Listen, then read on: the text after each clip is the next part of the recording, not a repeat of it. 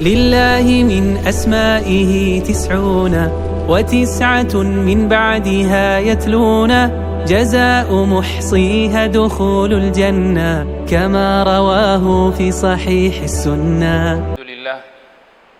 الحمد لله نحمده ونستعينه ونستغفره ونؤمن به ونتوكل عليه ونعوذ بالله من شرور أنفسنا ومن سيئات أعمالنا من يهده الله فلا مضل له ومن يضلله فلا هادي له نشهد أن لا إله إلا الله وحده لا شريك له نشهد أن سيدنا ونبينا مولانا محمدا عبده ورسوله أما بعد فقد قال الله تبارك وتعالى في كتابه بعد أعوذ بالله من الشيطان الرجيم بسم الله الرحمن الرحيم والذين جاهدوا فينا لنهدينهم سبلنا وإن الله لمع المحسنين وقال تعالى واعبد ربك حتى يأتيك اليقين.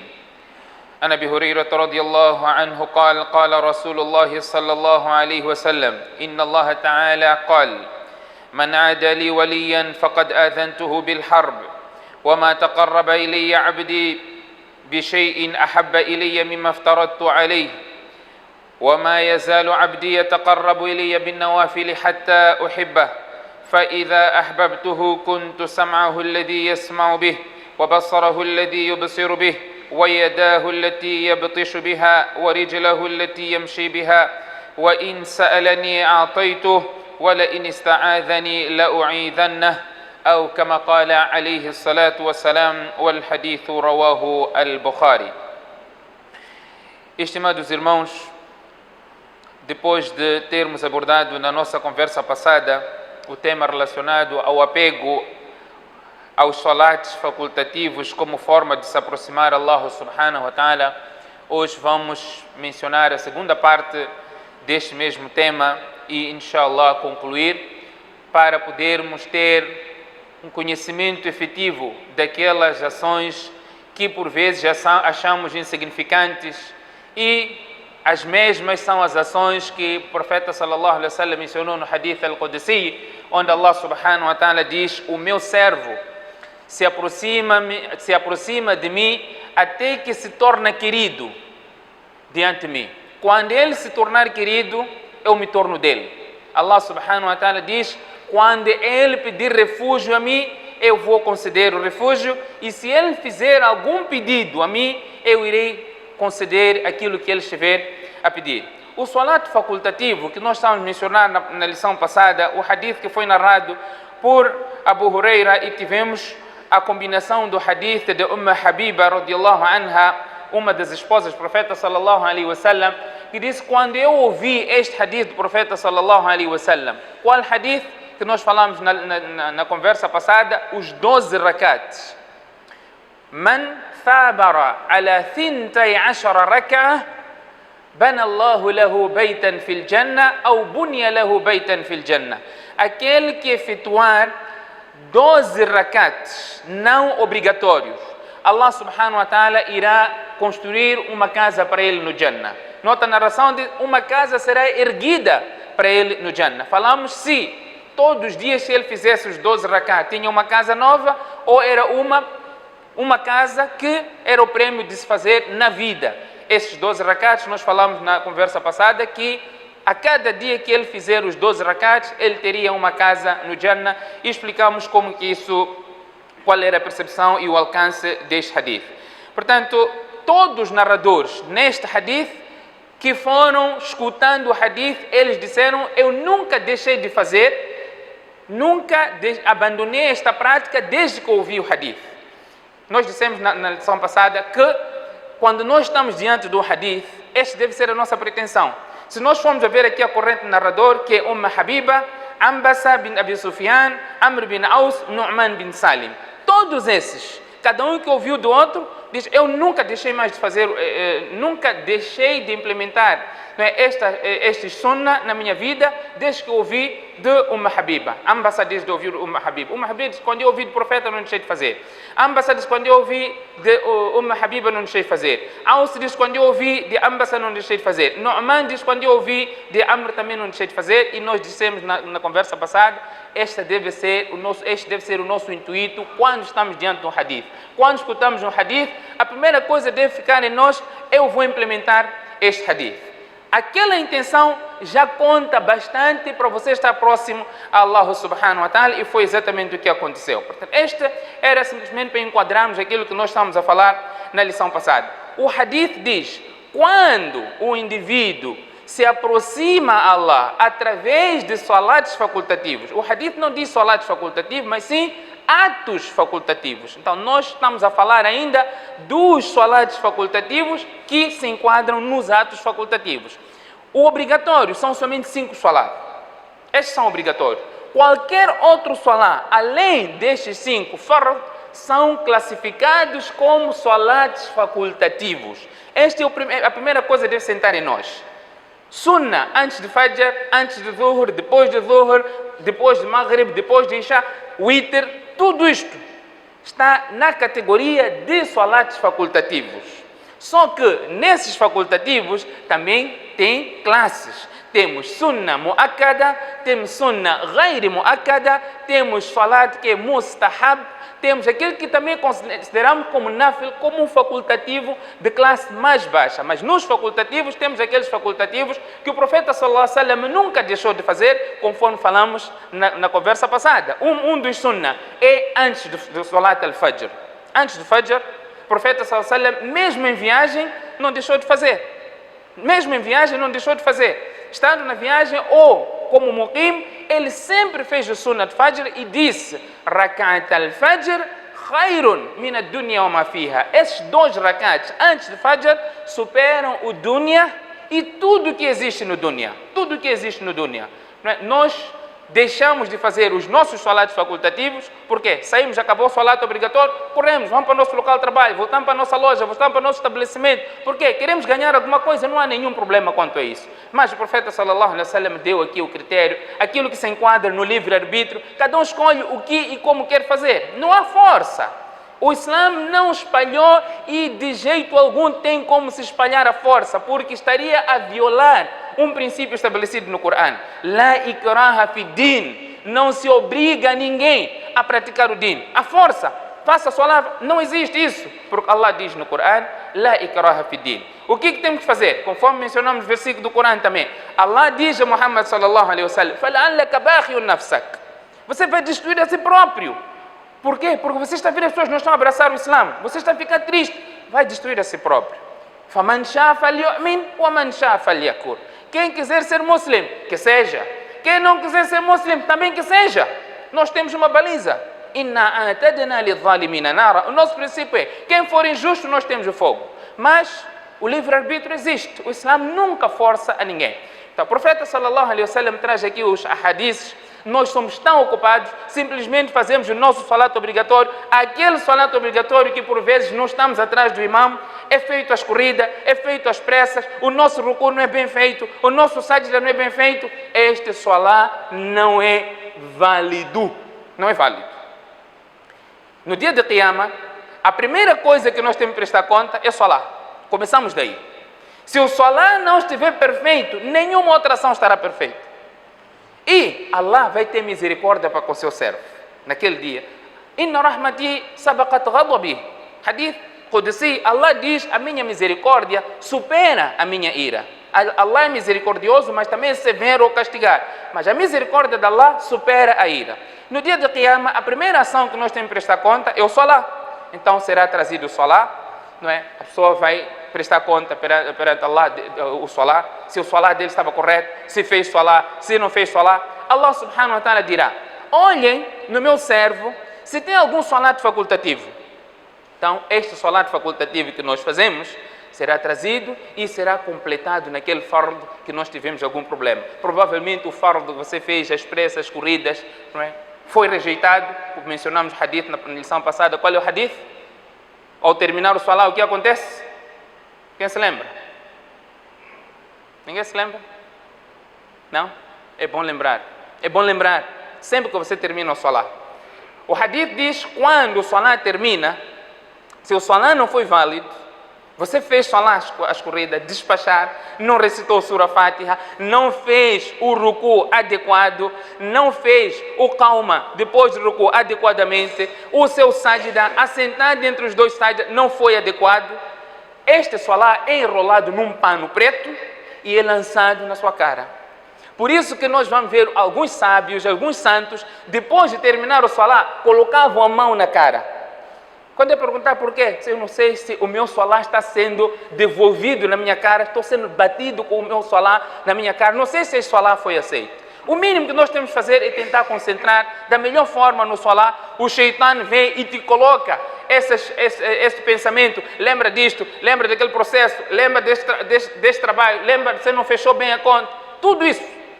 O Shaitan vai fazer isso. O que você tem que fazer é tentar o máximo, afastar, tentar o máximo, concentrar. E como é que pode ser a nossa concentração?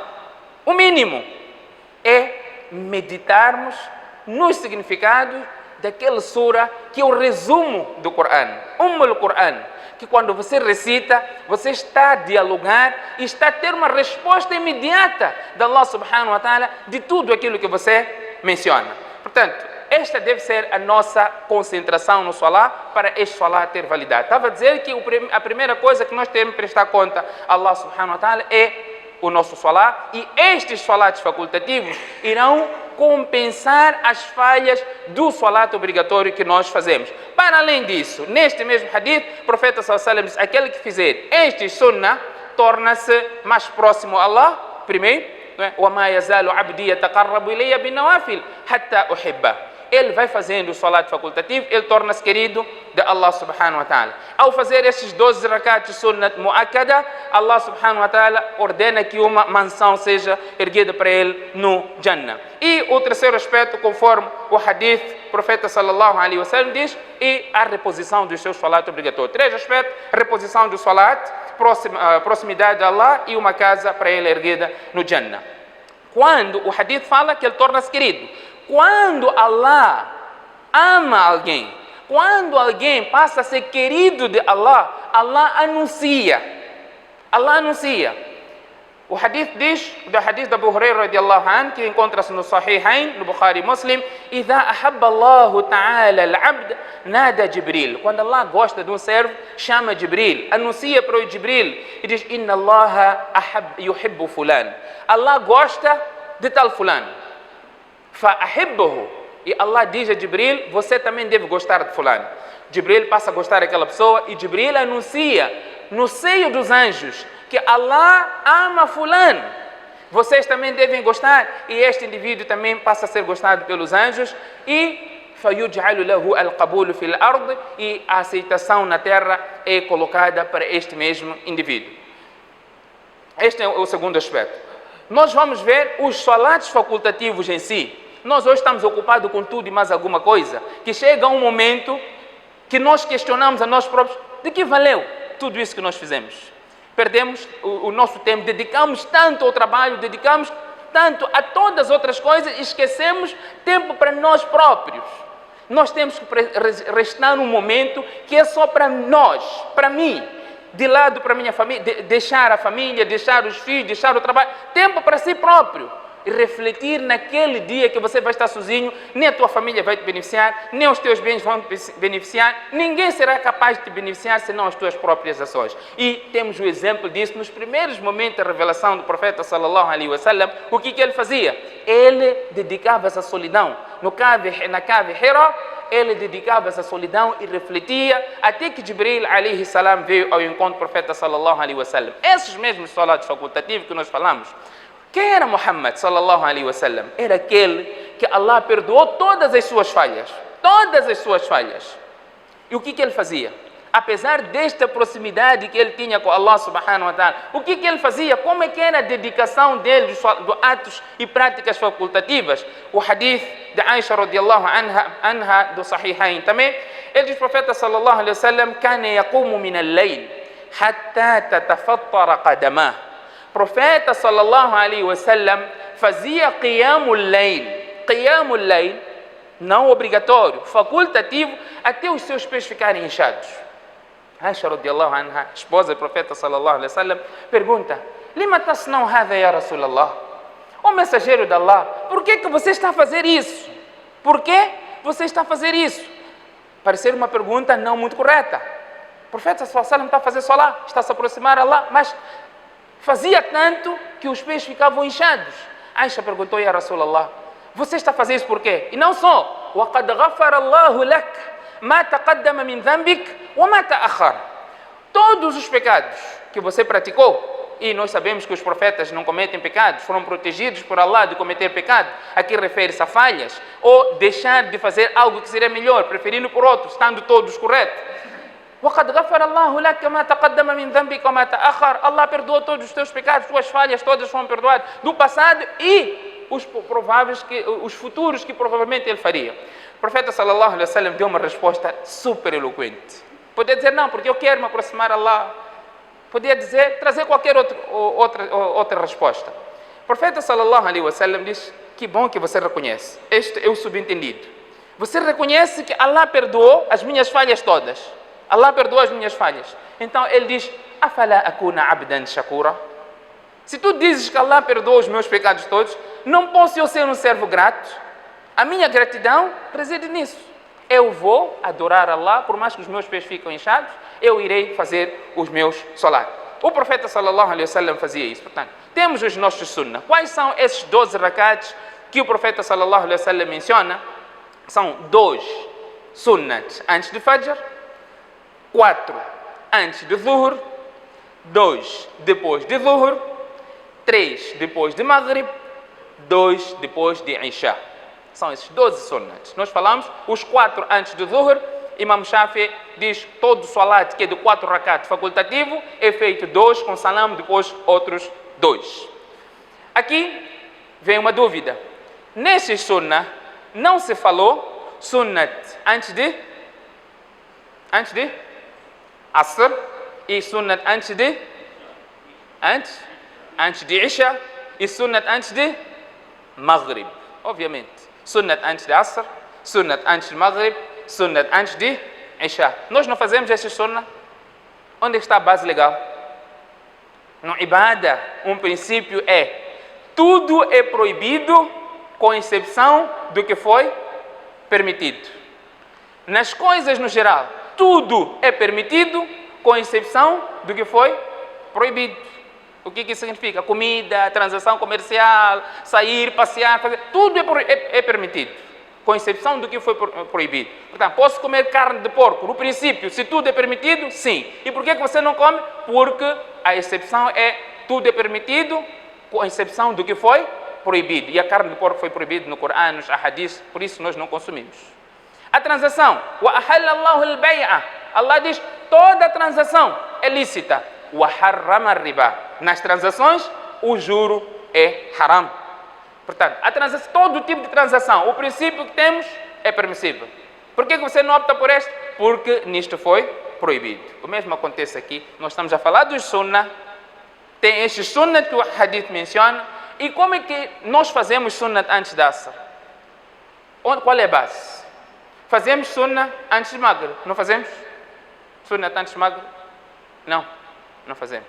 Ok. Não fazemos, não? Ok, voltamos já. Antes de Isha, fazemos. Qual é a base? Temos a base. O profeta sallallahu alaihi wasallam, esses 12 rakats que nós estamos a falar, são os sunnats muakkada.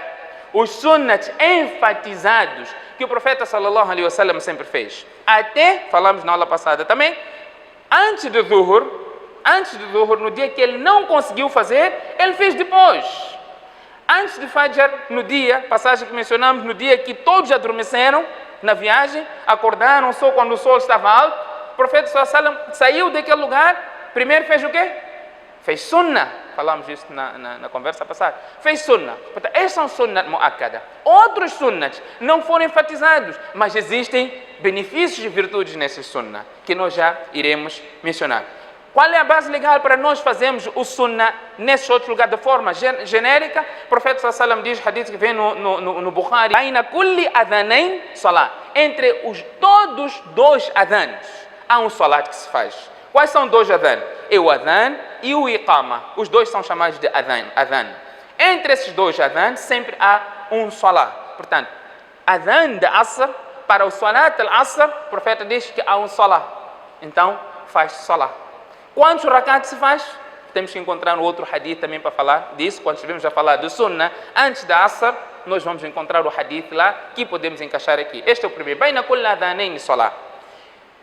Adhan de Maghrib e salat al-Maghrib. Enquadra-se? Enquadra-se. Se o princípio é este. Entre cada dois adhan há um salat. Enquadra-se? Enquadra-se. Enquadra. Aí, doutor Popá está a dizer que enquadra. Fez um rácio, não é? Fez aqui uma analogia. Uma analogia, qual é? Este é o princípio. Eu mencionei o primeiro princípio para nós raciocinarmos. Este princípio, o profeta falou para nós entendermos. O princípio é este. Tudo no ibadat é proibido, com exceção do que foi permitido. O profeta diz, entre dois adhan há salat. Nos ahadiths que nós aqui mencionamos, para falar do sunnah, dos salats, nós mencionamos o hadith a falar sunnah de cada momento. Mas não foi mencionado sunnah antes da asr. Nestes 12, não está lá sunnah antes da asr. O princípio entre dois adhan há um salat. A pergunta é, no adhan, não da asr, de Maghrib, estamos falando de Maghrib. Entre adhan de Maghrib e salat de Maghrib, com este princípio que mencionamos aqui, há salat? Ah, sim, porque a cada dois adhan há um salat. Vamos encontrar também ainda outro hadith no Sahih al-Bukhari. O profeta sallallahu alaihi wasallam diz, "Sallu qabla al-Maghrib." Sallu qabla al-Maghrib. Façam salat antes de Maghrib. Está lá o sunnat antes de Maghrib. E o profeta diz, na terceira vez, ao repetir, "Liman sha." Para quem quiser fazer este sunnah, que faça. Então, nós temos dito, Imam Abu Hanifa diz, não há sunnah aqui, não se faz sunnah, mas não rejeita o hadith. Nós, até por vezes, nem sequer nos apercebemos, não há nenhum problema. Até alguns masjid na praça, nós vemos que do adhan para o salat do Maghrib, há um intervalo. O único momento que nós damos intervalo, mesmo os que não praticam no hadith, é quando é para comer. Para comer nós damos tempo, no Ramadã. Faz adhan, não é? Para fazer salat, é um intervalo longo. Não é para sunnat, não fazem sunnat naquele momento. Naquele momento é para tachar, panzar.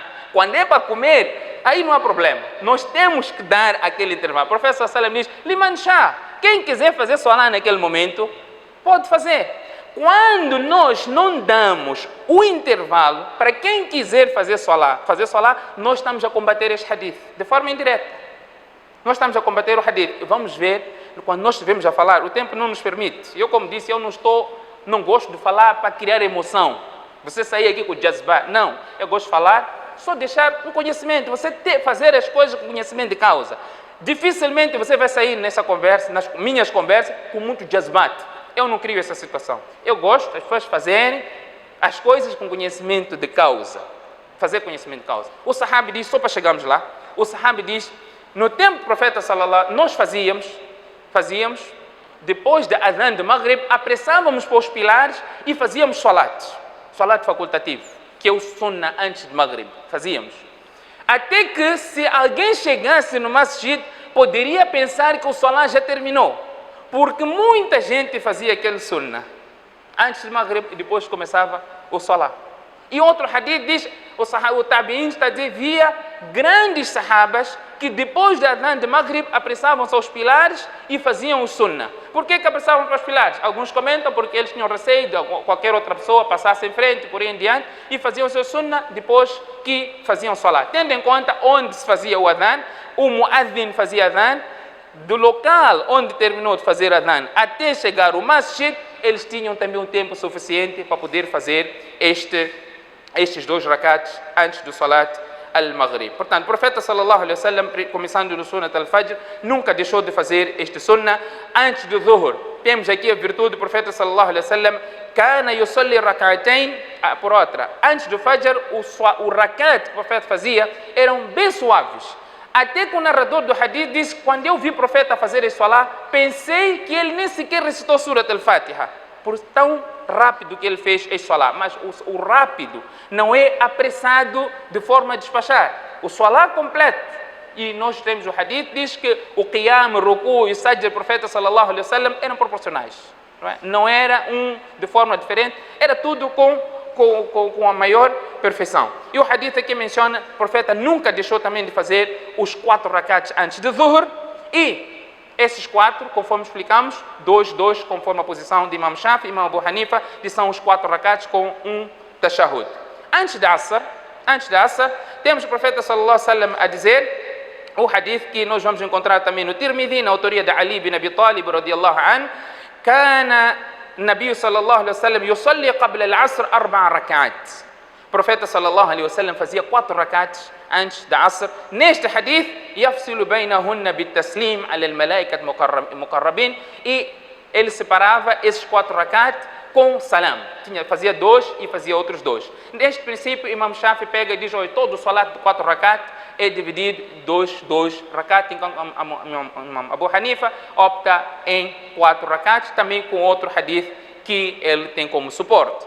Ainda antes do Asr, o profeta diz: Rahimallahu imra'an salla qabla al-Asr 4. Que Allah tenha misericórdia daquele indivíduo que fizer os 4 rakats antes da Asr.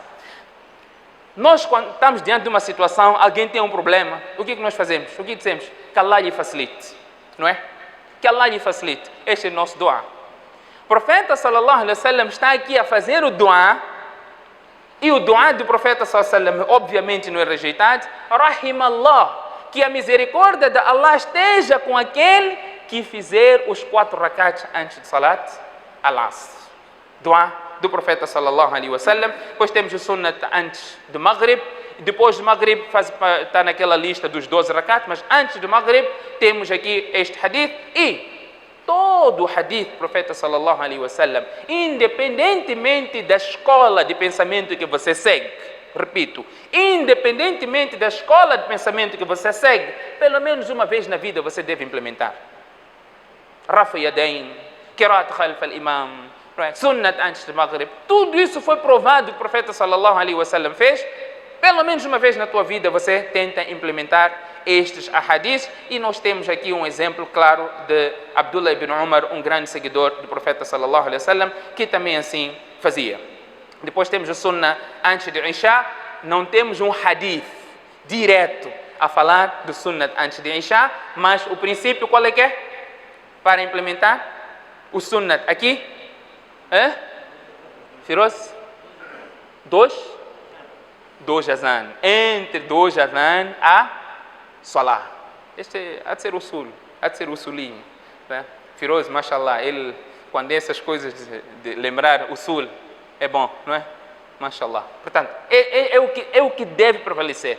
Você está fazendo algo, você tem que ter conhecimento, porque o profeta sallallahu alaihi wasallam diz: baina kulli adhanayn salat. Quer fazer ou não quer fazer, o critério é individual, mas deve prevalecer o conhecimento. O conhecimento. Assim como se diz, uma coisa é você ser bidati, uma coisa é você fazer pecado, uma coisa é você estar envolvido no pecado, mas com consciência que você está pecando. Com consciência que você está pecando, com muita facilidade você terá a oportunidade de corrigir.